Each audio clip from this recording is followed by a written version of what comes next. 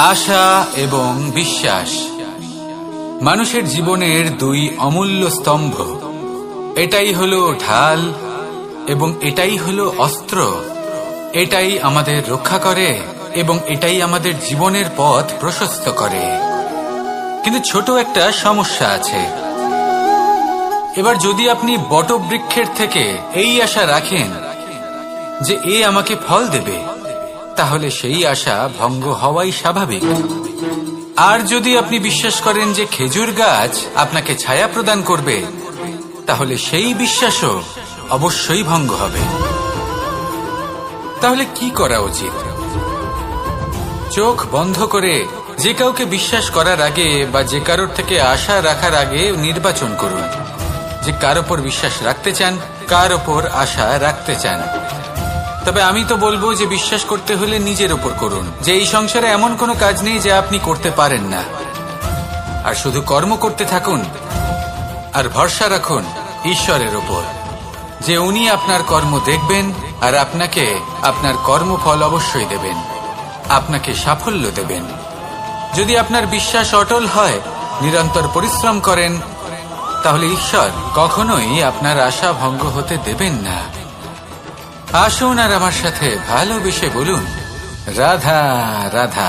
আমরা আনন্দ লাভের জন্য ভালোবাসি মা বাবাকে, ভাই বোনকে, পরিবার পরিজনকে, বন্ধুকে, প্রেমিকাকে। আমরা চাই যে সকলে যেন আপন হয়ে থাকেন, আমাদের কাছে থাকেন। কিন্তু মানুষের একটা প্রবৃত্তি আছে যে তিনি যা লাভ করে ফেলেন তার মূল্য তিনি বুঝতেই পারেন না। যদি আপনার বাড়ির কাছে একটা মিষ্টি জলের সরোবর থাকে বা সুন্দর নদী থাকে, তাহলে জলের গুরুত্বটা কি আপনি তা বুঝতেই পারবেন না। সেইখানে আপনি যদি কোনো একটা মরুভূমিতে যান, আপনি অনুভব করতে পারবেন যে এক একটা ফোঁটা জলের কি গুরুত্ব, তার মূল্য কি। সুখের মুহূর্তে যদি আপনজনদের মনে রাখেন, তবে দুঃখের মুহূর্ত নিজে থেকেই দূরে সরে যাবে। ভালোবাসা এবং তার সাথে স্মরণ করা, এটাই তো হলো জীবনের এবং ভালোবাসার আসল মূল্য। আসুন আর আমার সাথে ভালোবেসে বলুন, রাধা রাধা। আমাদের হাতটা দেখুন, এই হাতে 5টা আঙুল আছে যা ভিন্ন ভিন্ন ধরনের, একরকম কেন নয়? কারণ হলো প্রত্যেকের নিজের নিজের গুরুত্ব আছে, নিজের নিজের মাহাত্ম্য আছে। এরা ভিন্ন, তাই একত্রিত হয়ে মুষ্টিবদ্ধ করা সম্ভব, যার দ্বারা আমরা আত্মরক্ষাও করতে পারি, আবার আক্রমণও করতে পারি। যদি 5টি আঙুল সমান হতো, তাহলে মুষ্টিবদ্ধ হতে পারত না, নিজেদের মধ্যে বিভ্রান্তির সৃষ্টি করত। এবার এরকমই কিছু আমাদের সংসারেও হয়। আমাদের দেশ, যেখানে একটি ভূমির ওপর ভিন্ন ভিন্ন ধর্মের মানুষ বাস করেন, ভিন্ন ভিন্ন জাতি, ভিন্ন ধর্ম, ভিন্ন ভাষা। কিন্তু যদি আমরা এটা ভাবি যে কিভাবে এই দেশকে কল্যাণের পথে নিয়ে যাওয়া যায়, কিভাবে এর বিকাশ করা সম্ভব, তাহলে আমাদের একত্রিত হওয়া শিখতে হবে। যেইভাবে 5টা আঙুল একত্রিত হয়, মুষ্টিবদ্ধ হয়, সেইভাবেই আপনার যে ভাষাই হোক, যে ধর্মই হোক, যে জাতি হোক না কেন, ঠিক আছে, আবশ্যক হলো আপনার নিজের কর্মভূমির সাথে, আপনার ধরিত্রীর সাথে যুক্ত থাকা, সাথে থাকা।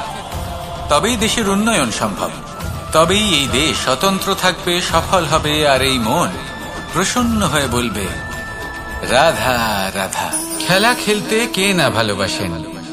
আমরা প্রত্যেকেই যখন সময় পাই, সুযোগ পাই, তখনই আমরা কোনো খেলা খেলি। খেলার সময় 2 ধরনের মানুষ ওখানে থাকেন, 1 যারা অংশগ্রহণ করেন, আর 2 যারা দেখতে থাকেন, যারা দর্শক হয়ে দেখেন, যারা নিজের পক্ষের বিজয়ের ফলে উচ্ছ্বসিত হয়ে থাকেন, পরাজয়ের ফলে শোক পালন করেন, পরামর্শ দিয়ে থাকেন। আর বিজয়ী কে হন? বিজয়ী তিনি হন যিনি অংশগ্রহণ করেন। নির্বাচনে আপনাকে করতে হবে, আপনি কি করতে চান? আপনি কি খেলোয়াড় হতে চান, নাকি আপনি দর্শক হতে চান? যদি আপনি বিজয়ের আনন্দ লাভ করতে চান, সেই রোমাঞ্চ অনুভব করতে চান, তাহলে খেলতে হবে, ময়দানে আপনাকে নামতেই হবে। পরাজয়ের সম্ভাবনার ভয়ের সাথে আপনাকে লড়াই করতেই হবে, বিপক্ষের আহ্বানকে স্বীকার করতেই হবে, খেলোয়াড় হয়ে উঠতে হবে। তবেই এই বিজয়ের সম্ভাবনা থাকবে। আসলে কি, দর্শক হয়ে পরামর্শ দেওয়া অত্যন্ত সহজ, ময়দানে নেমে অংশগ্রহণ করা অত্যন্ত কঠিন। আর এখানে যেটা সহজ তা আপনাকে বিজয়ের পথে কখনোই নিয়ে যাবে না। আসুন আমার সাথে ভালোবেসে বলুন, রাধা রাধা। এই সংসারে এমন কখনোই হবে না যে আপনি কিছু একটা করলেন কিন্তু তার মূল্য আপনাকে দিতেই হলো না। যে কোনো কাজের জন্য, যে কোনো কর্মের জন্য আপনাকে মূল্য দিতেই হবে। প্রকৃতিও আমাদের এটাই শেখায়। আকাশে দেখুন সূর্যকে, প্রত্যেকদিন আমাদের প্রকাশ প্রদান করেন। এনাকে সূর্য নারায়ণ বলা হয়। ইনি কি মূল্য প্রদান করেন? নিজে জ্বলতে থাকেন। ধরিত্রী মাতা, এই ভূমি, ইনি কি মূল্য প্রদান করেন? প্রহার সহ্য করেন। আমরা এই ধরিত্রীতে প্রহার করে মাটি খুঁড়ে তাতে বীজ বপন করি, তবেই আমরা অন্ন লাভ করি, তবেই ফসল পাই। জীবনে যদি আপনাকে সফল হতে হয়, সম্মান পেতে হয়, যশ পেতে হয়, তাহলে আপনাকে মূল্য দিতেই হবে। যদি আপনি সাফল্য লাভ করতে চান তাহলে দিন রাত আপনাকে ত্যাগ করতে হবে, যেখানে সমগ্র সংসার সন্তোষ অনুভব করছে আর আপনাকে করতে হচ্ছে পরিশ্রম। যদি আপনি সম্মান প্রাপ্ত করতে চান তাহলে আপনাকে সেই সুখ ত্যাগ করতে হবে যা সবার কাছে রয়েছে। যদি আপনি যশ লাভ করতে চান তাহলে নিজের অন্তরকে মেরে ফেলা আপনাকে শিখতে হবে, তবেই আপনি যশ লাভ করবেন। জীবনে শুধুমাত্র ধন মূল্যবান নয়, কিন্তু এই যে মূল্যের কথা আমি বলছি সেটা যদি আপনি দিতে পারেন তাহলে নিশ্চিত রূপে এটা আপনাকে আরো মূল্যবান করে তুলবে, নিশ্চিত রূপে গড়ে তুলবে। তাহলে এটাই করুন আর আমার সাথে ভালোবেসে বলুন, রাধা রাধা। মানুষের শরীর থেকে যা কিছু নির্গত হয় সবই পচনশীল, তা থেকে দুর্গন্ধ বেরোয়, একটা ঘৃণাবোধ জন্ম নেয়।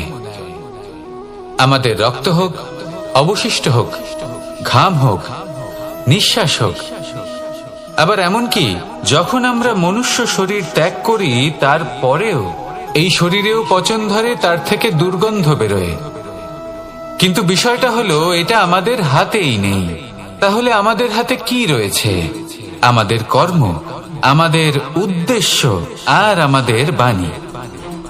যদি এইগুলো শুভ রাখেন তাহলে শুধু নিজে সুগন্ধিত থাকবেন না, এই সমগ্র সংসারকে সুগন্ধিত করে তুলবেন। কথায় আছে যে বাণীর থেকে অধিক মূল্যবান আর কিছুই নেই। সেই জন্য যে কোনো কথা বলার আগে নিজের শব্দকে নিজের মনের তুলাদণ্ডে মেপে দেখুন, তারপরে তার প্রয়োগ করুন। কখনো কখনো এমনও হতে পারে যে আপনার কথা কারোর জীবনে আশীর্বাদ হয়ে দাঁড়ালো, যার দ্বারা হয়তো সে শক্তি এবং প্রসন্নতা লাভ করলো। আবার এমনও হতে পারে যে আপনার কথা হয়তো কারোর মনে এমন আঘাত দিল, সে সেই আঘাত কোনোদিনও ভুলতে পারল না। আসুন আমার সাথে ভালোবেসে বলুন, রাধা রাধা। যদি আমি স্থির করি, যদি নিশ্চিত করি একটা মূর্তি গড়ে তুলব, আর কিছুক্ষণ সেই কাজটা করে আবার কিছুক্ষণ পরে বন্ধ করে দিই, আবার কিছুক্ষণের জন্য কাজটা করে আবার সেই কাজ বন্ধ করে দিই, আবার কিছুক্ষণের জন্য কাজটা করে বলি ক্লান্ত লাগছে, কিছুক্ষণের জন্য বিশ্রাম নিয়ে নিই, যদি এইভাবে আমি কাজটা করি তাহলে কি এই কাজ উচিত সময় এবং উচিত ভাবে সম্পন্ন হবে? কখনোই নয়। শুধু তাই নয়, যে কোনো কাজ যদি পূর্ণ করতে হয়, উচিত ভাবে করতে হয়, উচিত সময়ের মধ্যে করতে হয়, তাহলে প্রয়োজন সততার এবং অখণ্ড প্রচেষ্টার। সততা ছাড়া আপনি যে কাজই করুন না কেন, উচিত সময় তা সম্পূর্ণ হবে না, আর মনোবাঞ্ছিত ফল আপনি কখনোই পাবেন না।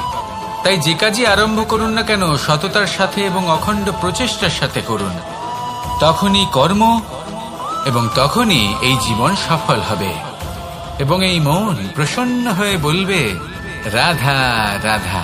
কেউ আমাকে মাখন চোর বলেন, কেউ বা আমাকে মুরলী মনোহর বলেন, কেউ আমাকে যুদ্ধ বিমুখ বলেন, কেউ বা আমাকে সুদর্শনধারী বলেন, কিন্তু আমি আসলে কে? আসুন আজ আমি আপনাকে আমার আসল পরিচয় জানাবো। বাড়িতে সুস্বাদু মাখন থাকা সত্ত্বেও গোপীদের কাছে সুমধুর ভালোবাসাপূর্ণ বকুনি খাওয়া যে ভালোবাসে, সেই হলো কৃষ্ণ। আঙুলে সুদর্শন চক্র থাকা সত্ত্বেও যে রথের লাগাম ধরে থাকবে সেই সিদ্ধান্ত নিয়েছে, সেই হল কৃষ্ণ। দ্বারকার মতো অনন্য রাজমহল থাকা সত্ত্বেও সুদামার মতো সখা যার অত্যন্ত প্রিয়, সেই হল কৃষ্ণ। যদি আপনার মনে প্রেম থাকে, আপনি প্রেম বিতরণ করেন, সবাইকে ভালোবাসেন এবং ভালোবাসা রক্ষার খাতিরে শস্ত্র হাতে নিতেও আপনি সক্ষম থাকেন, তাহলে আপনি হলেন কৃষ্ণ। আসুন আমার সাথে ভালোবেসে বলুন, রাধা রাধা। ব্যায়াম, এই শব্দ আমরা সকলে শুনেছি, আর এটা সারা জীবন আমাদের সাথেই থাকে কোনো না কোনো রূপে। যখন আমরা জন্মগ্রহণ করি, চলতে শিখি, প্রথমে আমরা হামাগুড়ি দিয়ে চলি, পরে চলতে চেষ্টা করি কিন্তু পড়ে যাই। তখন আমাদের বাড়ির গুরুজনেরা আমাদের আটকান না, ওনারা মনে করেন এইভাবেই আমাদের সন্তান চলতে শিখবে, এইভাবেই তার পা আরো মজবুত হবে, যা অত্যন্ত গুরুত্বপূর্ণ। এইবার জীবনকালে যতই আমরা এগোতে থাকি, এই ব্যায়াম বিভিন্ন রূপে আমাদের সাথেই থাকে। কিন্তু আপনি কি জানেন যে এই ব্যায়ামের তাৎপর্য আসলে কি? আপনি কি জানেন এই ব্যায়ামের মর্ম আসলে কি? যখনই আমরা এই ব্যায়াম করি, আমাদের শরীরের মাংসপেশি ক্ষয় হয়। প্রথমে তা ক্ষয় হয়, তারপর আবার তা নির্মিত হয়। আরো শ্রেষ্ঠ, আরো শক্তিশালী মাংসপেশি আমরা লাভ করি। অর্থাৎ এই ব্যায়াম হলো সৃজনের বিজ্ঞান। এই ব্যায়াম আমাদের জন্য অত্যন্ত আবশ্যক। সেই জন্য জীবনে যখনই কোনো কিছু নষ্ট হয়ে যায়, চলে যায়, তখন হতাশ হয়ে পড়বেন না, তাকে পুনর্নির্মাণ করার চেষ্টা করবেন। আর এই শিক্ষা আমরা লাভ করি পাখিদের থেকে। যখনই বর্ষা হয়, ঝড় আসে, যখন পাখির বাসা ভেঙে চুরমার হয়ে যায়, তারা হার মেনে নেয় না। সে আবার অল্প অল্প করে সব খুঁজে একত্রিত করে আবার নিজের বাসা বানিয়ে তোলে, পুনরায় এক জীবনকে জন্ম দেয়, এক নতুন পরিবারকে জন্ম দেয়। তাই মনে রাখবেন, জীবনে এইভাবেই যদি আপনি নির্মাণ করতে চান, সৃজন করতে চান, তাহলে সেই নির্মাণের জন্য ভাঙনের অভিজ্ঞতা থাকা অত্যন্ত আবশ্যক। ভগ্ন বস্তুকেও সম্মান করা অত্যন্ত আবশ্যক। এই আচরণ মনে নিয়ে আসুন, মন প্রসন্ন হয়ে বলবে, রাধা রাধা। যখন আমরা কোনো বনে প্রবেশ করি, তখন এই সবুজ ঘাস দেখে, এই কোমল ঘাস দেখে আমাদের মন প্রফুল্ল হয়ে ওঠে। ভিন্ন ভিন্ন প্রজাতির ফুল, ভিন্ন ভিন্ন রঙের ফুল দেখে এই মন আনন্দে ভরে ওঠে। এখানে শিশুরা আনন্দ লাভ করে, বড়রা ভোজন গ্রহণ করেন, কথাবার্তা বলেন, হাঁটাহাঁটি করে বেড়ান। এবার ভেবে দেখুন, যখন এই উপবনের নির্মাণ হয়েছিল, সেই সময় যদি এই মাটিকে সঠিকভাবে খনন না করা হতো, যদি তাতে সঠিকভাবে বীজ রোপণ না করা হতো, যদি কোনো সংঘর্ষ না হতো, পরিশ্রম না করা হতো, যদি চলতে চলতে পায়ে কাঁটা না বিঁধে যেত, তাহলে এই সুন্দর বন দেখে আমরা কি এই আনন্দ লাভ করতে পারতাম? কখনোই নয়। ধরুন কোনো নদীর তটে সুন্দর একটি বন আছে, সেই বনের আনন্দ লাভ করতে গেলে আপনাকে সেই নদী পার করতেই হবে।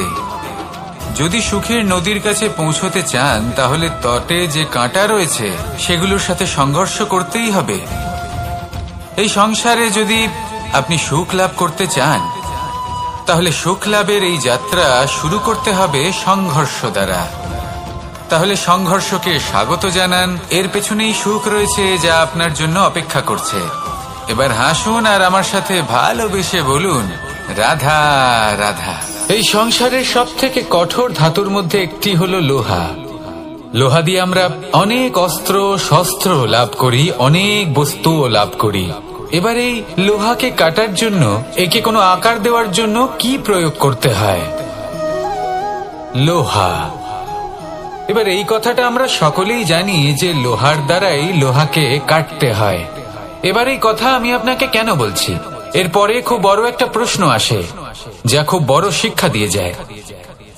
এটা কেন হয় যে আমরা একটা লোহা দিয়ে একটা লোহাতে আঘাত করছি, কিন্তু যে লোহা দ্বারা আঘাত করছি তার আকার বদলাচ্ছে না, যার উপর প্রহার করছি তার আকার বদলাচ্ছে?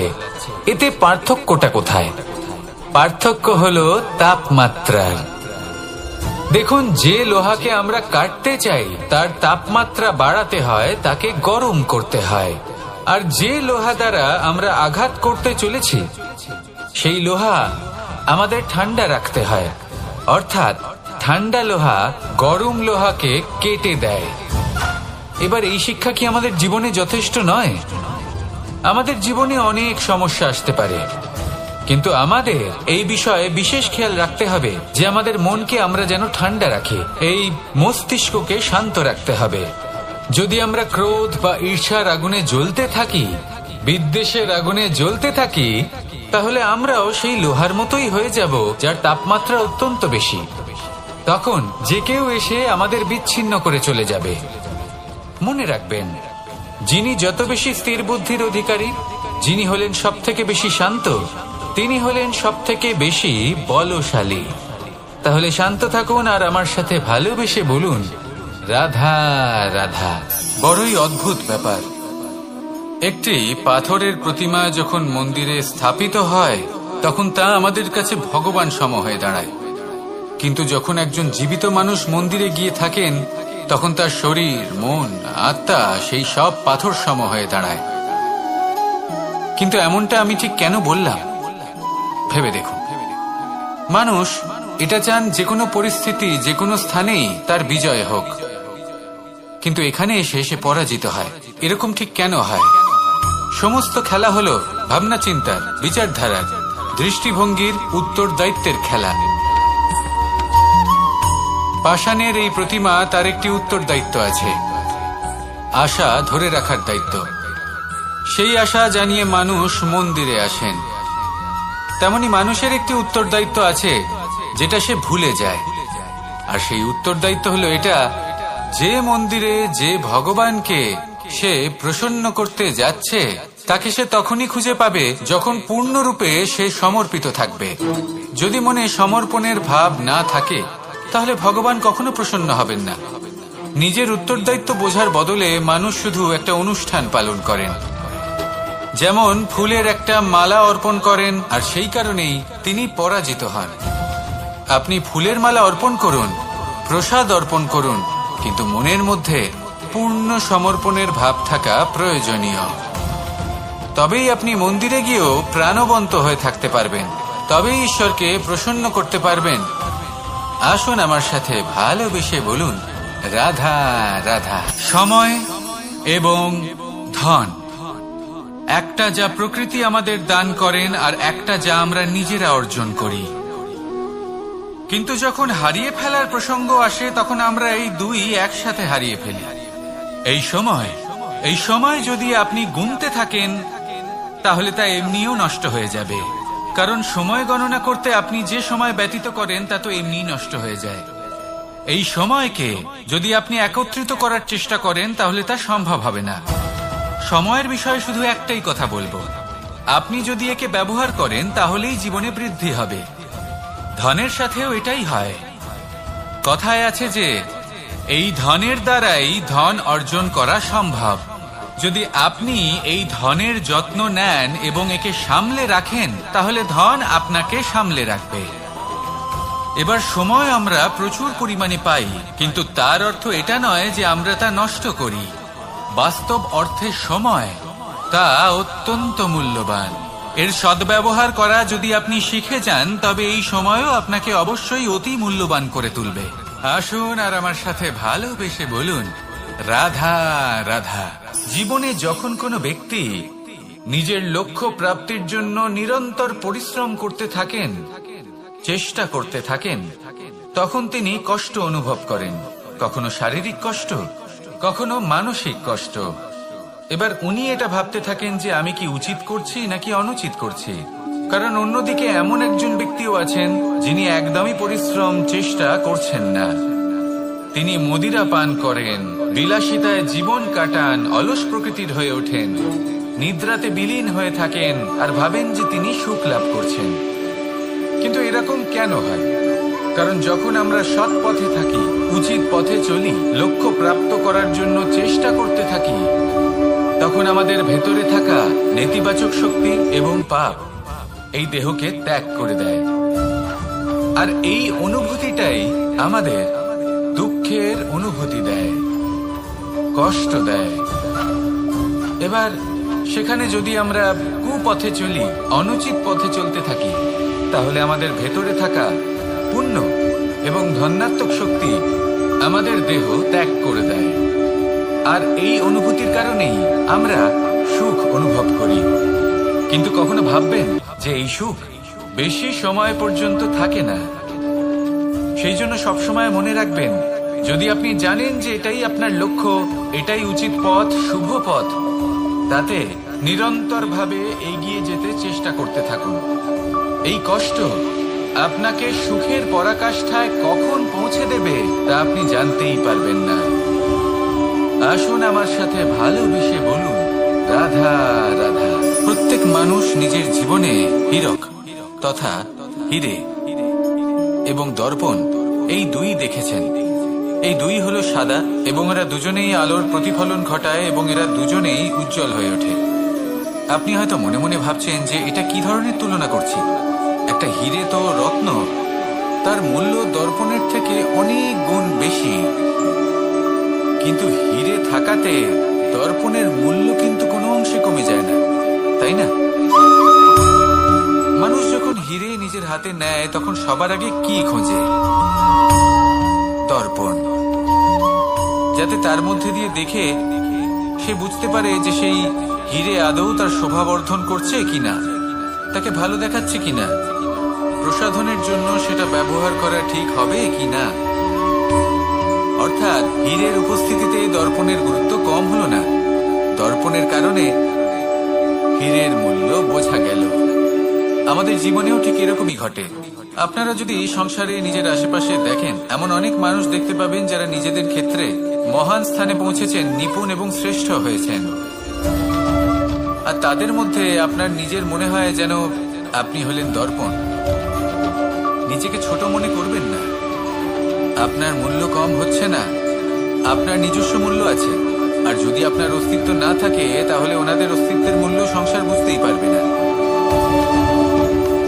জীবনে সবসময় চেষ্টা করবেন যাতে আপনি আরো বেশি শ্রেষ্ঠ হয়ে উঠতে পারেন। আপনি নিজে যে স্থানে আছেন সেটাকে ছোট মনে করবেন না, তারও নিজস্ব একটা মূল্য আছে। যদি আপনি হিরে হয়ে থাকেন তাহলে অহংকার করবেন না, যদি আপনি দর্পণ হয়ে থাকেন তাহলে নিজেকে ছোট মনে করবেন না। আসুন আর আমার সাথে ভালোবেসে বলুন, রাধা রাধা। মানুষ জন্মগ্রহণ করে, তার সাথে ভয়েরও জন্ম হয়। ছোটবেলা থেকেই আমাদের মনে কোনো না কোনো প্রকারের ভয় থেকেই যায়। কেউ এই বিষয়ে ভয় পায় যে তার কোনো বস্তু তার থেকে দূরে চলে যাবে। কেউ এই বিষয়ে ভয় পায় যে আমি নিজেকে হারিয়ে ফেলব। কেউ এই ভেবে ভয় পায় যে আমার প্রিয়জনেরা তারা যেন আমার থেকে দূরে না চলে যায়। কেউ এই ভেবে ভয় পায় যে আমরা যেন পথ না হারিয়ে ফেলি, আদি ইত্যাদি। কিন্তু সত্যি কথা বলতে ভেবে দেখুন, এই ভয় বাস্তবে কি? শুধুই একটা মনস্থিতি, আর কিছুই নয়। যা কিছু আপনি জীবনে পেয়েছেন তা একদিন আপনাকে হারাতে হবে। এই জীবন হলো আপনারই, কিন্তু তাও একদিন সমাপ্ত হবে। তাই ভয় পেয়ে কি লাভ? এই ভয় শুধু আপনাকে জীবন যাপন করা থেকে বাধা দিচ্ছে, আর কিচ্ছু নয়। পথ হারিয়ে ফেললেই বুঝতে পারবেন যে নতুন পথ কিভাবে বানাতে হয়। কিছু মানুষকে জীবন থেকে হারালে তবেই আপনি বুঝবেন যে আপনার আপনজনকে। এই ভয়ের কারণে ভীত হয়ে থাকবেন না। এই তারা নক্ষত্র অন্ধকারের অভাবে গুরুত্ব হারায়। শিবকেও মহাদেব হওয়ার জন্য বিষ পান করতে হয়েছিল। প্রত্যেক পরিস্থিতি, প্রত্যেক সাফল্য আপনার পরীক্ষা নেবে, তাতে উত্তীর্ণ হওয়া হলো আপনার কর্ম। যখনই আপনি ভয় পাবেন বা সংকটের সম্মুখীন হবেন, তখন সাহসের সাথে তার সম্মুখীন হন। মনে রাখবেন, যে সম্মুখীন হতে জানে সাফল্য তার সাথে সবসময় থাকে। আসুন আর আমার সাথে ভালোবেসে বলুন, রাধা রাধা।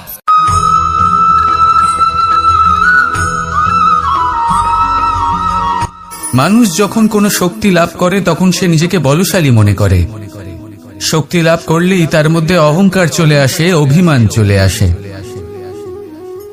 তার কারণ হলো সে একটা সহজ কথা বুঝতেই পারে না। এই সব যা হচ্ছে সময়ের জন্য হচ্ছে। সময়ের থেকে বেশি বলশালী আর কেউ নেই।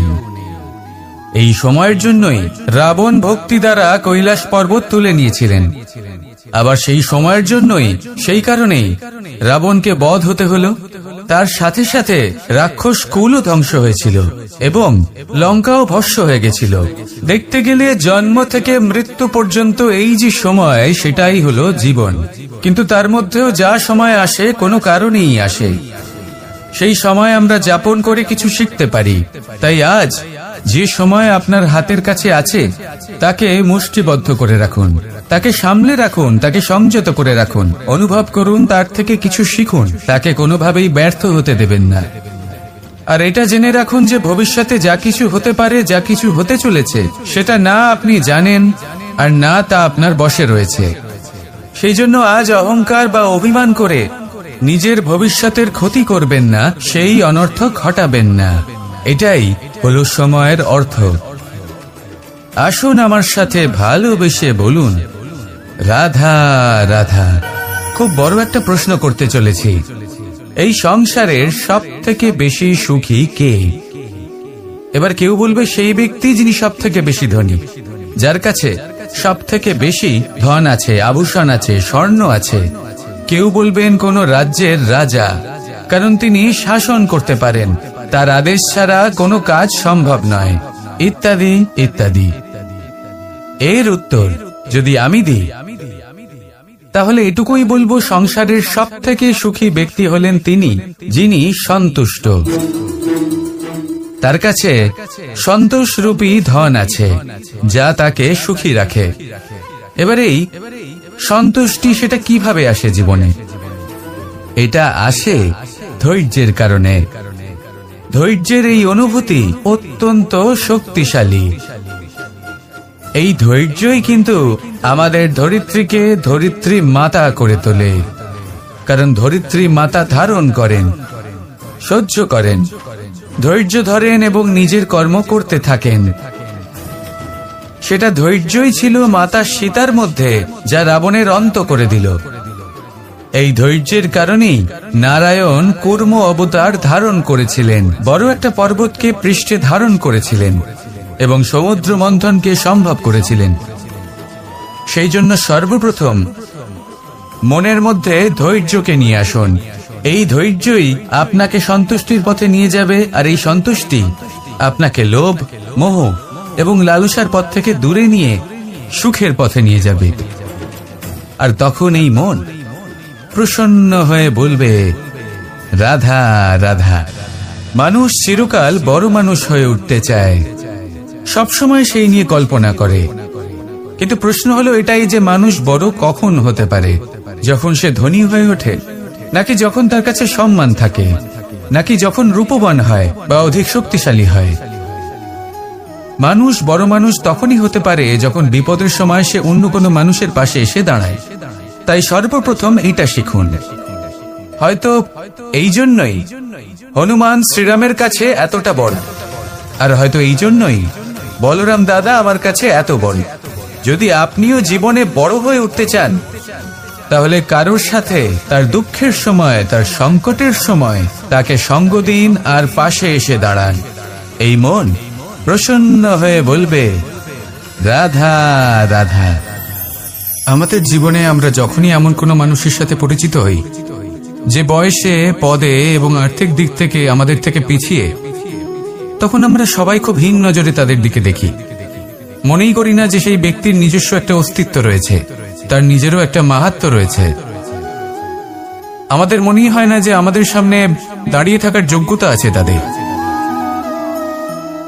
চলুন আপনাকে একটা প্রশ্ন করি, শূন্যের নিজস্ব মূল্য কোথায়? আপনি বলবেন কিছুই না, শূন্যের আবার নিজস্ব মূল্য কোথায়? কিন্তু যখন এই শূন্যই কোনো সংখ্যার সাথে এসে যুক্ত হয়ে যায়, কোনো অঙ্কের সাথে এসে যুক্ত হয়ে যায়, তখন তার মূল্য অনেক গুণ বৃদ্ধি পায়। অর্থাৎ এই শূন্যের মূল্য অবশ্যই আছে। আর আমাদের জীবনেও এমন কিছু ব্যক্তি থাকেন, তাদের দেখে মনে হয় যে এদের কোনো মূল্যই নেই। কিন্তু যখন এই ব্যক্তি কারোর সাথে এসে জুড়ে যান, তখন তার মূল্য সেই ব্যক্তির বৃদ্ধি ঘটায়। এই সংসারে এমন কোনো ব্যক্তি নেই যার কোনো মূল্য নেই।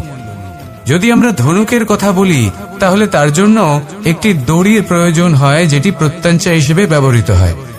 যদি প্রত্যঞ্চা না থাকে তাহলে ধনুকের কোনো মূল্যই থাকে না। যদি প্রত্যঞ্চা না থাকে তাহলে ধনুকের অস্তিত্ব অসম্পূর্ণ থেকে যায়। এই সংসারে যে কোনো ব্যক্তি হোক বা যে কোনো বস্তু হোক, প্রত্যেকের নিজস্ব একটি মূল্য আছে। তার সম্মান করুন, সামনে অগ্রসর হন, আর আমার সাথে ভালোবেসে বলুন রাধা রাধা। যদি আপনি নিজের জীবনে প্রকৃত বন্ধু নির্বাচন করতে চান তাহলে তার আগে দর্পণ আর ছায়া এই দুইয়ের বিশেষত্বের বিষয়ে জানাটা অত্যন্ত প্রয়োজনীয়। দর্পণ কি করে থাকে? যখনই আপনি দর্পণের দিকে তাকাবেন, ও শুধুমাত্র আপনাকে সত্যের সাথে অবগত করাবে, ও আপনাকে কখনো মিথ্যে বলবে না। সেখানেই যদি ছায়ার কথা বলি তাহলে দেখুন ছায়া কি করে, সব সময় আপনার সাথে থাকে, কখনো আপনার সঙ্গ ত্যাগ করে না। এবার আপনার জীবনে যদি এমন কোনো বন্ধু আসে যে সবসময় আপনাকে সত্য কথা বলবে, আপনার অপগুণের বিষয়ে যদি আপনাকে বলে কিন্তু তাও সে সত্যিই বলবে, তাহলে তার উদ্দেশ্য কিন্তু আপনাকে দুঃখ দেওয়া নয়, সে আপনার অজ্ঞানতা, আপনার ভ্রম দূর করতে চায়। যদি আপনি কোনো অনুচিত পথে চলতে থাকেন তাহলে সে আপনাকে বাধা দিতে চায়। আর যদি সেই মিত্রই ছায়া সঙ্গীর মতো হয়, সে কখনোই সুখ দুঃখে আপনার সঙ্গ ত্যাগ করবে না। তার উদ্দেশ্য হলো সবসময় আপনাকে রক্ষা করা। তাই এরকম দর্পণ বা ছায়ার মতো কোনো বন্ধু যদি আপনার জীবনে আসে তাহলে তাকে কোথাও যেতে দেবেন না, সে আপনার জীবনকে সুখময় করে তুলবে। আর যদি আপনার জীবনে উপস্থিত বন্ধু এমন না হয় তাহলে তাকে নিজের থেকে দূরে করে দেওয়াই বাঞ্ছনীয়। তাহলে দর্পণ আর ছায়ার মতো প্রকৃত এবং ভালো বন্ধুকে নিজের জীবনে স্থান দিন, আর আমার সাথে ভালোবেসে বলুন রাধা রাধা। জল হলো জীবনের আধার। যদি জল না থাকে এই সংসারের জীবনের কোনো অস্তিত্ব নেই। এই জল হলো শুদ্ধ, পবিত্র। কিন্তু যখন এই জল পরিবেশের সংস্পর্শে আসে তখন ধুলো, ময়লা, কাদা এবং অন্যান্য বস্তু দ্বারা এই জল পূর্ণরূপে দূষিত হয়ে যায়। এবার যদি এই জলের শুদ্ধিকরণ করতে হয় তাহলে আমরা এই জলকে অস্থির হতে দিই না, তাকে স্থিরভাবে রেখে দিই। আর সেটা করলে সেই জল নিজে থেকেই সকল অশুদ্ধি ত্যাগ করে দেয়, নিজে থেকেই নিজেকে শুদ্ধ করে তোলে। এটা কিন্তু আমাদের মনের সাথেও হয়ে থাকে। এই সংসারে এত সমস্যার সম্মুখীন হয়েও কোথাও না কোথাও আমাদের এই মন মলিন হয়ে যায়, এতে নেতিবাচক ভাব জাগ্রত হয়। সেই মুহূর্তে আপনি কোনোভাবে রাগ করবেন না, মন খারাপ করবেন না, তাড়াতাড়ি কোনো সিদ্ধান্ত নেবেন না, কোনো প্রতিক্রিয়া দেবেন না। শুধু নিজের এই মনকে শান্ত করে রাখবেন, শান্ত মনে দিন যাপন করবেন। যদি এটা করেন তাহলে আপনি নিজে থেকেই বুঝতে পারবেন যে কি কি অশুভ ভাব আপনার মধ্যে জাগ্রত হয়েছে আর কি কি শুভ চেতনা আপনাকে জাগ্রত করতে হবে। আপনি নিজে থেকেই এমন পথ খুঁজে পাবেন যার দ্বারা এই অশুদ্ধি আপনি ত্যাগ করতে পারবেন। আসুন আমার সাথে ভালোবেসে বলুন রাধা রাধা। প্রারম্ভ শূন্যের দ্বারা হয়ে থাকে, তা সে ব্রহ্মাণ্ডই হোক, পৃথিবী হোক, আদি ইত্যাদি হোক। সবাই নিজের অস্তিত্ব শূন্য থেকে লাভ করে। এই শূন্য যার নিজের কোনো অস্তিত্ব নেই, কিন্তু সে সকলকে অস্তিত্ব দান করে থাকে। আমাদের এই শূন্যের মতো হতে হবে। যে আমাদের সাথে যুক্ত হবে তাদের অস্তিত্ব অনেক বেশি প্রখর হবে, বিশাল হবে, শ্রেষ্ঠ হবে। কিন্তু যেই আমরা তাদের থেকে দূরে যাব তারা আমাদের উপস্থিতির আভাস পাবে, আমাদের গুরুত্ব বুঝতে পারবে। শূন্যই হলো সূত্রপাত, শূন্যই হলো সমাপ্তি। শূন্যকে কেউ যতই ছোট মনে করুক, কিন্তু এই শূন্য অত্যন্ত গুরুত্বপূর্ণ। তাই এই শূন্যের মতো হয়ে উঠুন আর আমার সাথে ভালোবেসে বলুন রাধা রাধা। এই জীবন আসলে কি? আমরা কারা? আমাদের অস্তিত্ব আসলে কি? পঞ্চতত্ত্ব দ্বারা নির্মিত আমাদের এই শরীর, আর এর মধ্যে পরমাত্মার একটি অংশ আত্মারূপে বসবাস করে। আর যখন এই জীবন সমাপ্ত হবে তখন আমাদের আবার এই পঞ্চতত্ত্বের মধ্যে বিলীন হয়ে যেতে হবে। এটাই সত্য। এবার অনেক মানুষ আছেন এমন অনেক চেষ্টা করতে থাকেন এমন কর্ম করার যাতে এই সংসার তাদের চিরস্মরণীয় করে রাখবে। কিন্তু এই জীবন আসলে কি?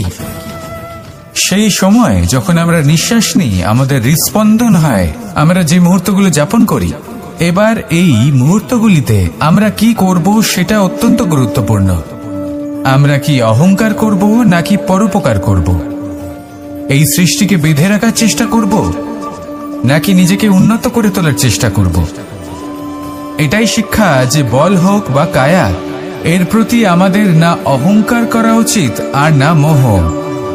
শুধু প্রত্যেকটা মুহূর্ত প্রেমময় হয়ে বাঁচুন আর ভালোবেসে বলুন রাধা রাধা। প্রয়াস, পরিশ্রম, এই শব্দগুলি শুনতে হয়তো ছোট মনে হয়, কিন্তু এর মূল্য অনেকটাই অধিক। এবার প্রয়াসও কিন্তু দুই ধরনের হয়। একটা প্রয়াস তাই যা আমরা নিজের মন থেকে, অন্তর থেকে সমগ্র শক্তি দিয়ে করার চেষ্টা করি। এবারে এই প্রয়াস প্রচেষ্টার নামান্তর। কিছু প্রয়াস এমনও হয় যেমন দ্রুতক্রীড়া খেলা। মানুষ বলেন আজ একটু প্রয়াস করি, একটু দ্রুতক্রীড়া খেলেই দেখি, যদি বিজয়ী হই তবে ভালো ব্যাপার, যদি না হই তবে আর কখনো খেলবো না। এটাও কিন্তু প্রয়াস, কিন্তু এই প্রয়াস পরিশ্রম নয়। পাণ্ডবদের দেখুন, ওনারা যখন পরিশ্রম করেছিলেন তখন খাণ্ডবপ্রস্থকেও ইন্দ্রপ্রস্থ বানিয়েছিলেন। দ্রুতক্রীড়া খেললেন, সেই মুহূর্তেই ইন্দ্রপ্রস্থ হারিয়ে ফেললেন। পরিশ্রম করলেন, সগৌরবের রাজা হলেন। দ্রুতক্রীড়া খেললেন, তখন এক মুহূর্তে রাজা থেকে নিঃস্ব হয়ে গেলেন। সারমর্ম এটাই যে দ্রুতক্রীড়া কখনো কখনো আপনার মিত্র হতে পারে, কখনো সে আপনাকে বিজয়ী করতে পারে, কিন্তু প্রয়াস এবং পরিশ্রম যখন একসাথে মিলিত হয় তখন তা সর্বদাই আপনার সাথে থাকে। প্রয়াস করতে থাকুন, পরিশ্রম করতে থাকুন, আর আমার সাথে ভালোবেসে বলুন রাধা রাধা। আমি এইভাবে প্রত্যেক দিন নিজের সাথে কিছুটা সময় অতিবাহিত করি, সুচিন্তা করি, কারণ আমি এটা মনে করি যে আমার প্রতিদ্বন্দ্বী অন্য কেউ নয় বরং আমি নিজেই। আর আমি চেষ্টা করি যে আমি যেন নিজেকে নিজের থেকে বেশি শ্রেষ্ঠ করে তুলতে পারি। তাই প্রতিদিন আমি আকলন করি নিজের কর্মের, যে কাল আমি কি উচিত করেছি, কি অনুচিত করেছি, যে ভুল আমি করেছি তা আজকে কি করে শুধরে নিতে পারি। যে শ্রেষ্ঠ কর্ম আমি কাল করেছি, আজও সেই শ্রেষ্ঠ কর্ম আমাকে করতে হবে। শুধু এই প্রক্রিয়াতেই আমি নিজেকে শ্রেষ্ঠ ব্যক্তি, শ্রেষ্ঠ রাজা, একজন শ্রেষ্ঠ পিতা, পুত্র করে তুলি। এইভাবেই আমি একজন শ্রেষ্ঠ মানুষ হয়ে উঠি। আপনিও এই কথা মনে রাখবেন যে আপনার প্রতিস্পর্ধা অন্য কারোর সাথে নয়, বরং নিজের সাথে। তাই নিজের কর্মের আকলন করুন, নিজের মধ্যে যে দোষ আছে তা ত্যাগ করুন, নিজেকে শুধরে ফেলুন। এই মন সবসময় সুপ্রসন্ন থাকবে এবং লক্ষ্য প্রাপ্ত করে বলবে রাধা রাধা।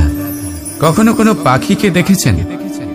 যখন সে প্রথমবার উঠতে চেষ্টা করে সে বাসা থেকে মাটিতে পড়ে যায়, কিন্তু সে হার মানে না, চেষ্টা করতে থাকে, করতেই থাকে, ডানা ঝাপটাতে থাকে, আর তারপর সে উড়তে শেখে। গোল শালগ্রাম শিলাকে দেখুন, পর্বত থেকে খসে পড়ে, ধাক্কা খায়, জলের প্রবাহ দ্বারা ঘর্ষিত হয়, তারপরে তা শালগ্রামে পরিণত হয়। ভেবে দেখুন, যদি কোনো পাখি প্রথমবার উড়তে গিয়ে এটা ভাবে যে না না, যদি আমি পড়ে যাই তবে, আমার যদি আঘাত লাগে তবে, আর যদি ভয়ের কারণে সে শুরুই না করতে পারে, চেষ্টাই না করে, তাহলে কি সে উড়তে শিখবে? কখনোই নয়। এটাই আমাদের শিখতে হবে, প্রারম্ভ করতে হবে। তা অত্যন্ত গুরুত্বপূর্ণ। যখন আমরা কিছু শুরু করি তখন ভয় করে, কিন্তু যদি এটা না করেন জীবনে কখনো সামনে এগোতেই পারবেন না। হতেই পারে প্রারম্ভ করার পরে আপনি পড়ে যাবেন, বারবার নিচে পড়ে যাবেন, কিন্তু যদি নিরন্তর চেষ্টা করতে থাকেন তাহলে একদিন না একদিন আপনি অবশ্যই সফল হবেন। এই শুরু করাটাই সব থেকে বেশি কঠিন। এর দ্বারা ভয়ভীত হবেন না। আসুন আর আমার সাথে ভালোবেসে বলুন রাধা রাধা। এই সংসারে নির্মাণের বিষয়ে জ্ঞান লাভ করার পূর্বে ধ্বংসের বিজ্ঞান বুঝে নেওয়াও খুব প্রয়োজনীয়। যখনই আমরা ব্যায়াম করি তখন কি হয়, আমাদের পুরনো মাংসপেশি নষ্ট হয়ে যায় এবং সেই মাংসপেশির স্থানে আমরা নতুন মাংসপেশির নির্মাণ করে থাকি। যেমন একটা নতুন ইমারত গড়ে তোলবার পূর্বে পুরাতন ইমারতকে ভঙ্গ করে দিতে হয়, তবেই তো সেই স্থান সজীব হবে, ঠিক কিনা? এবারে জ্ঞান এবং বিজ্ঞান ছাড়াও এমন কিছু আছে যা কিনা অত্যন্ত গুরুত্বপূর্ণ, তা হলো সীমা পার করে যাওয়া। এই যে সীমা, এই যে নিয়ম, তা মানুষের জন্যই বানানো, তাকে নিয়ন্ত্রণ করার জন্য তৈরি করা হয়েছে। এমন অনেক সীমা, এমন অনেক নিয়ম মানুষের জন্য অত্যন্ত মঙ্গলকারী। কিন্তু কিছু এমন সীমা আছে, কিছু এমন নিয়ম আছে যা মানুষের লঙ্ঘন করে যাওয়া অতি আবশ্যক। যতক্ষণ না এই সীমা লঙ্ঘন করছেন, নিজের নতুন অস্তিত্বকে খুঁজেই পাবেন না, সেই স্থানে পৌঁছতেই পারবেন না যেখানে সংসার তাকে চিরস্মরণীয় করে রাখবে। সেই জন্য জীবনে যাই করবেন, সীমা অতিক্রম করে যান। যদি পরিশ্রম করেন তাহলে সীমা অতিক্রম করে পরিশ্রম করুন। যদি লক্ষ্যের দিকে অগ্রসর হন তাহলে সীমা অতিক্রম করে অগ্রসর হন। কোনো সীমারেখা যাতে না থাকে, সেই সর্বোচ্চ স্থান দেখুন এবং অগ্রসর হন। এই সংসারে অগ্রসর হওয়ার জন্য এই সীমারেখা বুঝে নেওয়া এবং তা অতিক্রম করার জ্ঞান লাভ করা প্রয়োজনীয়। আসুন আমার সাথে ভালোবেসে বলুন, রাধা রাধা। জ্যোতিষ একটা বিদ্যা, এ হলো একটা বিজ্ঞান। যে নক্ষত্র দশায় আপনি জন্মগ্রহণ করেছেন, যে স্থানে আপনার জন্ম হয়েছে, এগুলো আপনার জীবনের দিশা স্থির করার ক্ষেত্রে গুরুত্বপূর্ণ ভূমিকা পালন করে। কিন্তু যে রাশিতে আপনি জন্ম নিয়েছেন আর আপনার যা নাম স্থির হয়েছে, সেটা আপনার ভবিষ্যৎ নির্ধারণ করবে তা আবশ্যক নয়। রা দিয়ে রাম এবং রা দিয়ে রাবণ, এই দুজনের রাশি সমান ছিল, কিন্তু একজন নিজের শক্তির দুর্ব্যবহার করলেন। স্বর্ণ লঙ্কার অধিপতি রাবণ, চতুর্দিকে বিজয়ী হওয়া সেই ব্যক্তি নিজের পতনের সম্মুখীন হলেন। শ্রীরাম রাবণকে বধ করলেন। শ্রীরাম, যিনি নিজের কর্ম দ্বারা, নিজের পরিশ্রম দ্বারা ঈশ্বর উপাধি লাভ করেছিলেন, 14 বছরের বনবাস ভোগ করলেন, আর যখন বিপদে পড়লেন তখনও নিজের রাজ্যের সাহায্য নিলেন না। বনের মধ্যে নিজে বানর এবং ভাল্লুকদের নিয়ে একটি সেনাবাহিনী গড়ে তুললেন এবং রাবণকে তার কুকর্মের শাস্তি দিলেন। তাই সর্বদা এটা মনে রাখবেন, আপনার খ্যাতি, আপনার ভবিষ্যৎ আপনার কর্ম নির্ধারণ করে, আপনার রাশি নয়। তাই সবসময় শ্রেষ্ঠ কর্ম করুন আর আমার সাথে ভালোবেসে বলুন, রাধা রাধা। প্রজাপতি দেখেছেন কি সুন্দর হয়, তাই না? এই প্রজাপতি, ওদের দিকে তাকালে নিজের অজান্তেই নিজের মুখে হাসি ফুটে ওঠে। কিন্তু এই প্রজাপতি জন্ম থেকেই এমন দেখতে হয় না। জন্ম থেকে এদের কাছে ডানা থাকে না, এরা উড়তেও পারে না। যখন একটি প্রজাপতি জন্ম নেয় তখন প্রথমে ডিম অবস্থায় থাকে সে। আস্তে আস্তে সেই কবচ সে ভেঙে ফেলে, খুব পরিশ্রম করতে হয় তাকে। তারপর কীটের আকার ধারণ করে সে চলতে থাকে, অনেক কষ্ট সহ্য করতে হয়, অনেক পরিশ্রম করতে হয়। তারপর তার রূপ বদলে যায়, তারপরে তার ডানা গজায়, তারপরে সে উড়তে পারে। এই নিরন্তর পরিশ্রমই সাফল্যের মূল মন্ত্র হয়। কখনো কখনো প্রতিভাও কম পড়ে যায় যদি নিরন্তর পরিশ্রম না করা হয়, যদি সমর্পণের ভাব মনে না থাকে, দৃঢ় নিষ্ঠা না থাকে। আর কখনো কখনো সেই ব্যক্তি যার মধ্যে বিশেষ প্রতিভা থাকে না, সেই ব্যক্তি নিরন্তর পরিশ্রম করে, নিজের মনে সমর্পণের বোধ জাগিয়ে তোলে, দৃঢ় নিষ্ঠার সাথে কর্ম করে আর সাফল্য লাভ করে। সেই জন্য আপনি জীবনে যেখানেই পৌঁছে যান না কেন, নিরন্তর পরিশ্রম করতে থাকুন, তবেই আপনার ভবিষ্যৎ রঙিন প্রজাপতির মতন গগনচুম্বী হবে। তবেই এই সংসার আপনাকে দেখবে এবং নিজের অজান্তেই এই সংসার নিজের মুখে হাসি ফুটিয়ে তুলবে এবং এই সংসার আমার সাথে ভালোবেসে বলবে, রাধা রাধা। আপনি কখনো কাউকে পর্বতে আরোহণ করতে দেখেছেন?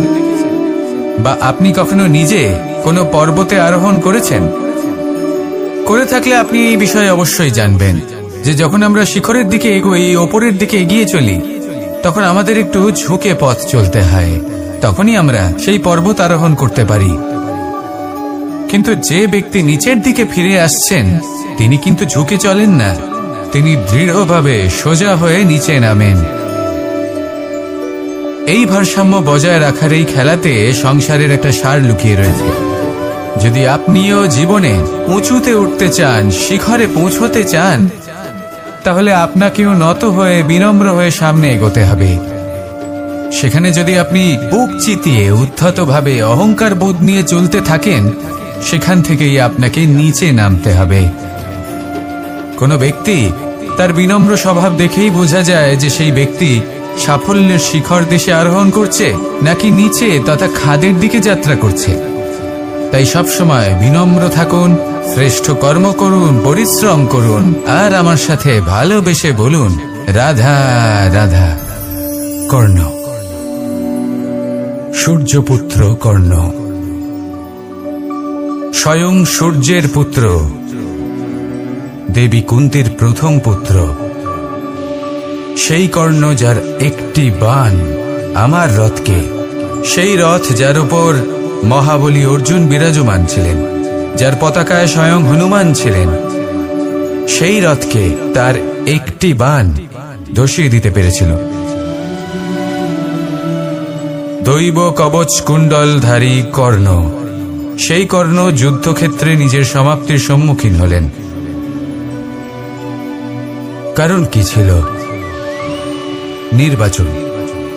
দুর্যোধনের সাথে বন্ধুত্ব রাখার জন্য তার অনুচিত কর্মে কোনোদিন কোনো প্রতিবাদ করেননি, তাকে সঙ্গ দিয়েছেন এই নির্বাচন।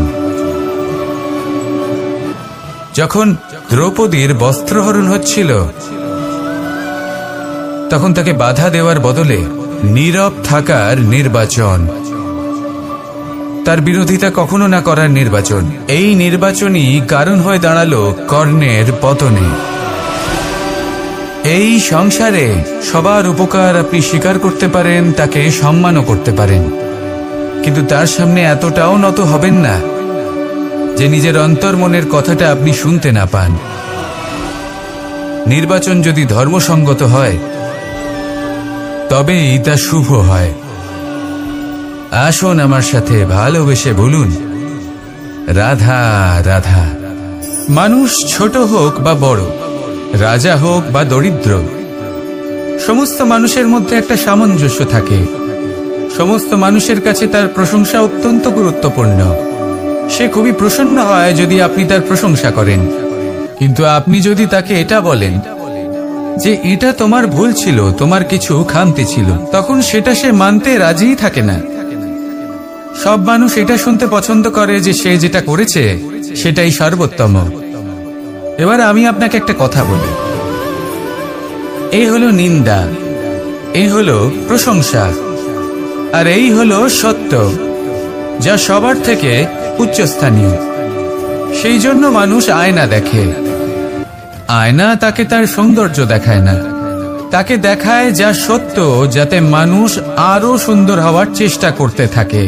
তাই আয়না অত্যন্ত গুরুত্বপূর্ণ সত্যকে জানার জন্য। জীবনে নিন্দুকের মাহাত্ম্য প্রশংসকের মাহাত্ম্যের থেকে অনেক বেশি। কেন?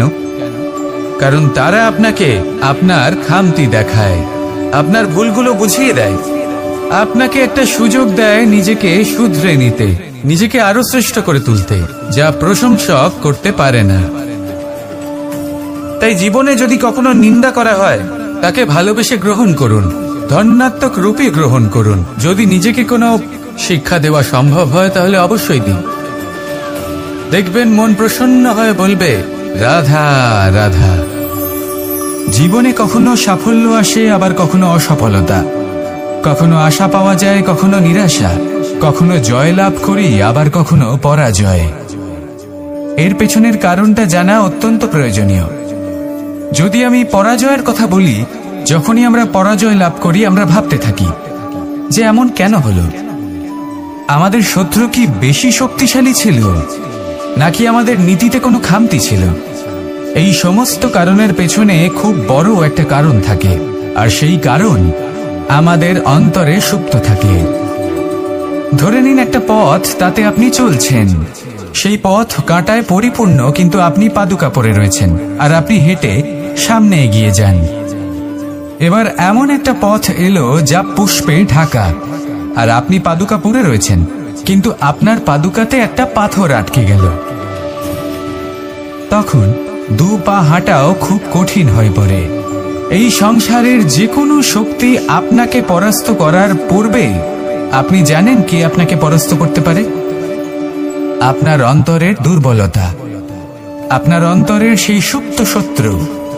আর সেই জন্য ইতিবাচক মনোভাব গুরুত্বপূর্ণ হয়ে পড়ে। ভালো মানুষদের সাথে থাকুন, সৎসঙ্গে থাকুন, বন্ধুত্ব করুন, ভালোবাসুন। এই ভালোবাসা এত শক্তিশালী এক অস্ত্র যাকে ব্রহ্মাস্ত্র পরাস্ত করতে পারে না। এই সমস্যারূপী পাথর কিছুই নয়। আসুন আমার সাথে ভালোবেসে বলুন, রাধা রাধা। মানুষের দুটো রূপ রয়েছে। এক, আমাদের এই মুখ যা শুধুই চোখে দেখা যায়, আর দ্বিতীয় আমাদের এই মন যা শুধুমাত্র অন্তরাত্মা দ্বারা দেখা যায়। এবার আমাদের এই মুখ তা ঈশ্বর সকলকেই আগে থেকেই প্রদান করেছেন, কিন্তু এই মন কেমন হবে তা আমাদের জীবনের অনুভূতি এবং আমাদের জীবনের লক্ষ্য এগুলি সুনিশ্চিত করে। অর্থাৎ নেত্র দিয়ে দেখা যায় আমাদের এই মুখ, তা শুধুই এই কারণে প্রয়োজন যাতে সংসার আমাদের দেখতে পায়, আমাদের চিনতে পারে। কিন্তু যদি এই সংসারে আপনি প্রকৃত অর্থে মান সম্মান লাভ করতে চান, তাহলে নিজের অন্তরাত্মাকে আপনাকে বিকশিত করতেই হবে। দেখুন, কথায় আছে এই যে অসুর, তা শারীরিকভাবে উপস্থিত নয়, তা মনের মধ্যে থাকে।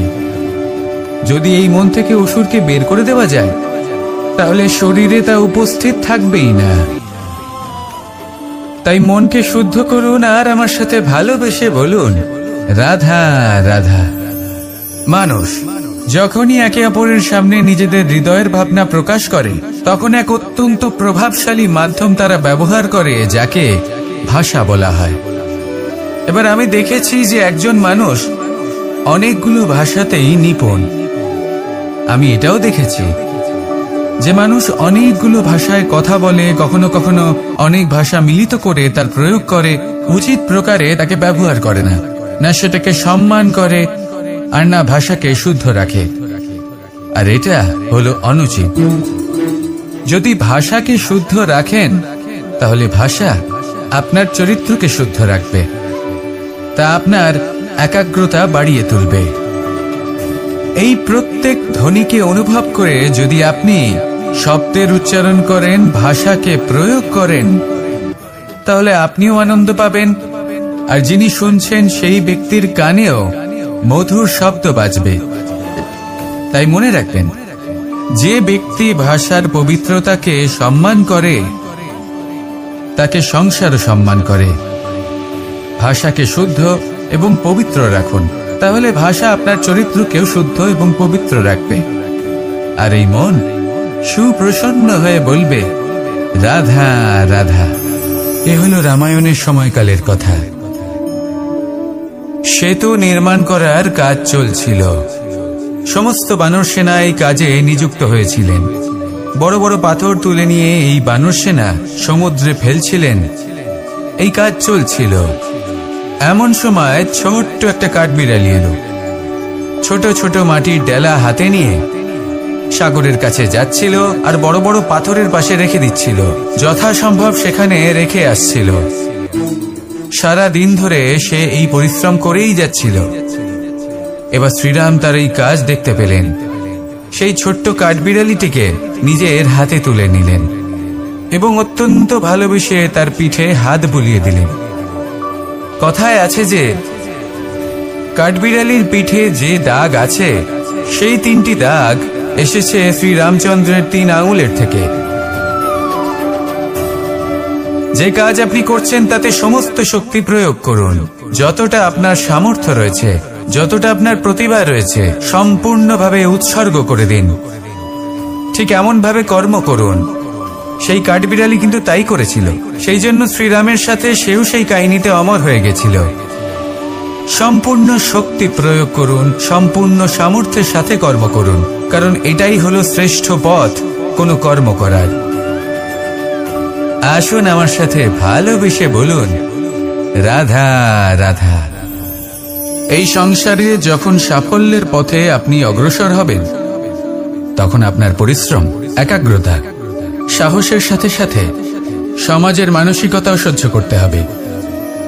প্রত্যেক ব্যক্তি কিছু না কিছু ভাবেন, কিছু না কিছু বলেন। কিছু মানুষ এমন আছেন যারা ভাববেন যে আপনি কিছুই করতে পারবেন না, তারা আপনার নিন্দা করবেন। আর এই নিন্দার কথা ভেবেই আমরা ভয়ভীত হয়ে পড়ি। সেই কারণে নিজেদের আশা, নিজেদের বিশ্বাস হারিয়ে ফেলি। এবার যদি সেই নিন্দার ভয়ে আমরা লক্ষ্যচ্যুত হই, তাহলে সেটা অনুচিত। সেই জন্য জীবনে শুধু পরিশ্রম করতে থাকুন, সামনে এগোতে থাকুন। যেই দিন আপনি আপনার লক্ষ্য লাভ করবেন, সেই প্রত্যেক ব্যক্তি যারা নিন্দা করছিলেন তাদের দৃষ্টি আপনা থেকেই পাল্টে যাবে, ঠিক কিনা? এই সংসারকে যা প্রাণ চায় তাই বলতে দিন। যদি আপনি কারোর কথা শুনতে চান, তাহলে নিজের অন্তরের কথা শুনুন, সেটাই আপনাকে উচিত পথে নিয়ে যাবে।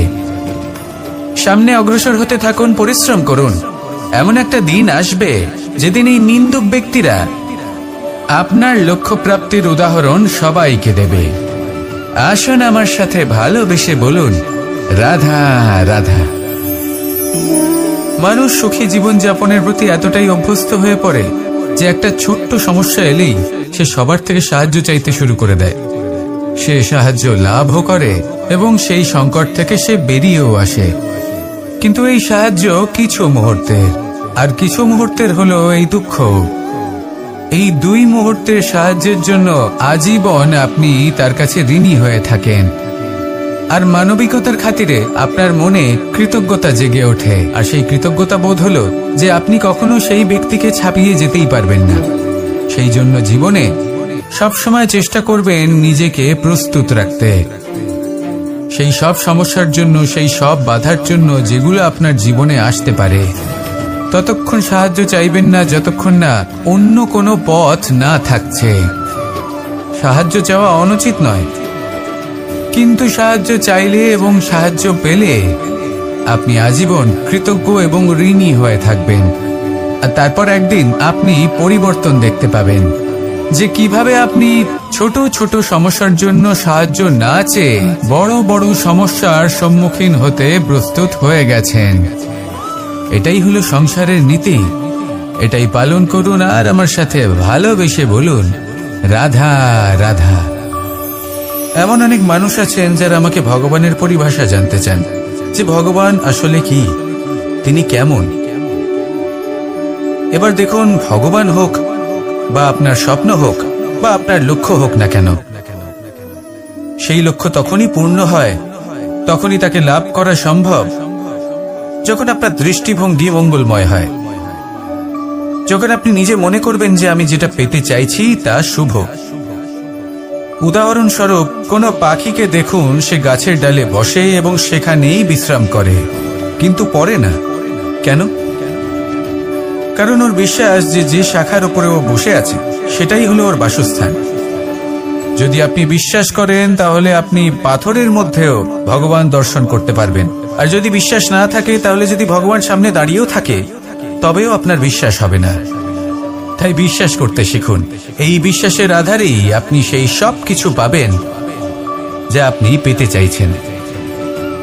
আসুন আমার সাথে ভালোবেসে বলুন, রাধা রাধা। গুরু, যিনি পথ দেখান, আমাদের জীবনে অত্যন্ত গুরুত্বপূর্ণ, অত্যন্ত আবশ্যক। কিন্তু কিছু মানুষ মনে করেন যে গুরুর কোনো প্রয়োজন নেই, কারণ এই সমগ্র জ্ঞান মানুষের অন্তরেই নিহিত রয়েছে। এবার প্রশ্ন এটাই, যদি সমস্ত জ্ঞান মানুষের অন্তরে নিহিত থাকে তাহলে গুরুর কি প্রয়োজন?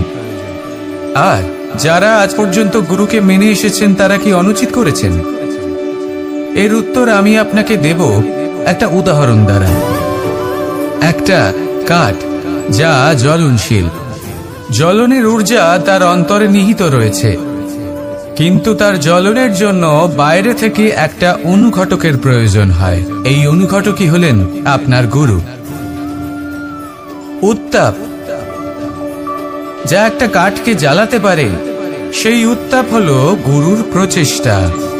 যদি সেই গুরুই না থাকে, তার প্রচেষ্টাই না থাকে, তাহলে সেই সমস্ত জ্ঞান যা মানুষের অন্তরে নিহিত তা ব্যর্থ হয়ে যাবে।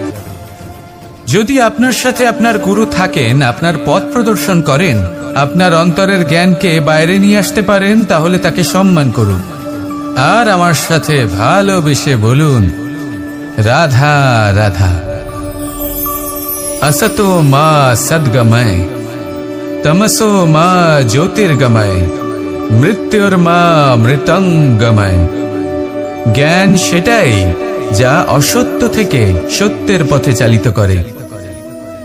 প্রকাশ সেটাই যা অন্ধকার থেকে আলোর পথে নিয়ে আসে। জীবন সেটাই যা মৃত্যু থেকে অমরত্বের পথে নিয়ে যায়। এবার এই তিনটে, জ্ঞান, জীবন এবং প্রকাশ, একই রকম। শূন্য থেকে এর উৎপত্তি হয় এবং আস্তে আস্তে আপনার জীবনে বিস্তার লাভ করে। এবার আমরা এটাই ভাবি যে কেমন করে এই তিনটিকে আগলে রাখা যায়। এর উত্তর হলো, এদের আগলে রাখার প্রয়োজনই নেই, ভাগ করে দিতে হবে। কোনো বৃক্ষকেই দেখে নিন, একটি বৃক্ষ অনেক বছর ধরে বেঁচে থাকে। কেন? কারণ সে ভাগ করে দিতে জানে। সে নিজের বীজ ছড়িয়ে দেয়, এই ধরিত্রীতে দেয়, সেই বীজ যা অঙ্কুরিত হয়ে এক নতুন বৃক্ষকে জন্ম দেয়। শুধু ছড়িয়ে দিয়ে একটি বৃক্ষ জীবন দান করতে পারে। যদি কোনো ব্যক্তি জ্ঞান ছড়াতে শিখে যান, যদি প্রকাশ, আলোর কিরণ ছড়িয়ে দিতে শিখে যায়, কোনো ব্যক্তি তার জীবনের সুখ ছড়িয়ে দিতে শিখে যান, তাহলে তিনি মৃত্যুর পরও মৃত হন না। এই ভাগ করে দেওয়ার সুখটাই কিছুটা আলাদা। এই সুখ অনুভব করুন আর আমার সাথে ভালোবেসে বলুন, রাধা রাধা। আপনি কখনো কোনো সরোবরের দিকে তাকান, যার জল হলো শান্ত, স্থির। আপনি স্পষ্ট দেখতে পাবেন সেই সরোবরের তলদেশে কি রয়েছে। তাতে সাঁতরে বেড়াচ্ছে সুন্দর মাছ, চকচকে কিছু পাথর, স্বর্ণরূপী বালি, সবই আপনি দেখতে পাবেন। কিন্তু যখনই আপনি একটা ছোট্ট পাথর তুলে সেই জলে ছুঁড়ে ফেলবেন, তখন সেই জল বিচলিত হবে আর সেই স্পষ্টতা ন্যূনতম হয়ে যাবে।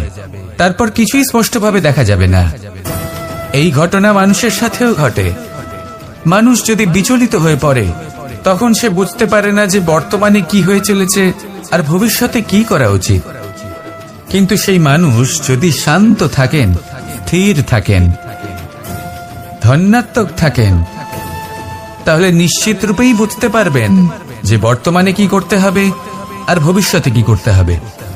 তাই নিজের মধ্যে সেই স্থিরতা আনুন, সেই ধৈর্য ধরুন, নিজেকে শান্ত রাখুন আর সবার মধ্যে ভালোবাসা ছড়িয়ে দিন।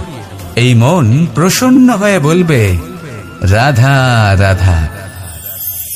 সম্পর্ক এ হলো এক বন্ধন যা আমাদের এক সূত্রে বেঁধে রাখে। কিন্তু এমন কিছু ব্যক্তি থাকেন যারা এই সম্পর্কের বিষয়ে নিজস্ব একটা ধারণা করে ফেলেন যে সম্পর্ক এরকম হওয়া উচিত, সম্পর্ক সেরকম হওয়া উচিত। আমি এই সম্পর্কের জন্য কত কিছু করেছি এই ব্যাখ্যা করতে থাকেন আর তার বদলে অনেক কিছু প্রত্যাশাও করেন। কিন্তু সত্য হলো এটাই যে সব সম্পর্ক একরকমের হয় না, কিন্তু প্রত্যেক সম্পর্কের একটা বিশেষত্ব থাকে। যেমন চোখ আর নাকের এই সম্পর্ককেই দেখুন। চোখের সব থেকে কাছে কে আছে? নাক আছে। কিন্তু এই চোখ দিয়ে এই নাককে আমরা দেখতেই পাই না।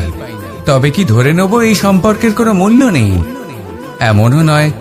ঠিক এইভাবে যদি কোনো ব্যক্তি তার আবেগ আপনার কাছে ব্যক্ত করতে না পারে বা প্রকট করতে না পারেন বা আপনাকে বোঝাতে না পারে, তাহলে তার মানে এটা নয় যে তার সাথে আপনার সম্পর্কের তিক্ততা রয়েছে। এমনটা কখনোই নয়। শুধু চোখ আর নাকের এই সম্পর্কের মতোই হলো আমাদের জীবনে আমাদের আপনজনের সাথে সম্পর্ক।